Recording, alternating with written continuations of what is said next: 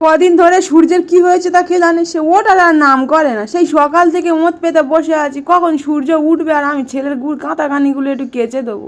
তো বেলা 2টা বাজতে চলে, এখনো সূর্যের দেখানি। মনে হয় সূর্যের মুখে কেউ বাড়ি মেরেছে। আজকাল এমনই শীত পড়েছে, সে গা হাত পা জল পড়লে যেন হাত পা সব বেঁকে বাঁক হয়ে যাচ্ছে।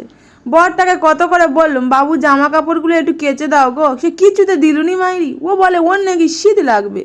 মুখের আকৃতিটা শুধু দেখ, সে যেন পুরো বাংলার পাঁচ হয়ে আছে। শীত যেন ওর একার লাগে, আর আমার আর শীত লাগে তাই পোড়ার মুখে নেকামো করে স্নান করতে ঢুকেছে। ও কত স্নান করবে আমার সে ভালো করে জানা আছে। গা হাত পা জল ছিট আর বেরিয়ে আসে।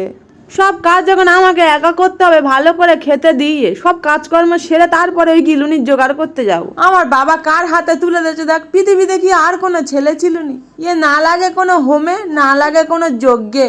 এর গলায় মালা দেওয়ার থেকে সে মনে হয় হনুমানের গলায় মালা দেওয়া অনেক ভালো ছিল।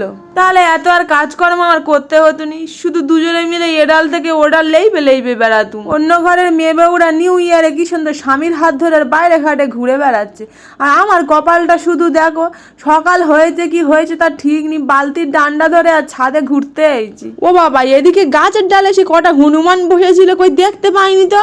মনে হয় আমার কথাগুলো এরা শুনে ফেলেছে। আমার গলায় মালা পরাবে বলে আবার এরা মনের আনন্দে সে নাচানাচি শুরু করে দিয়েছে। এদের নাচুনির ঠেলায় সে আবার গাছের ডালগুলো যেন আমার ভেঙে না পড়ে যায়। এই দেখ, ওই ছোট হনুমানের বার দেখ, ও যেন আগে এসে আমার গলায় মালা পরাবে। এরা সব এমন করে আমার দিকে তাকিয়ে আছে যেন মনে হয় এক্ষুনি আমাকে তুলে নেওয়া চলে যাবে। হ্যাঁ গো, তোমাদের সাথে ভালো করে যাইয়ে আমি এখানে ভালো মন্দ বসে বসে খাচ্ছি, আর তোমরা গাছের ডালে ছুট কইরা কইরা শুধু কলা খাওয়াবে না গো।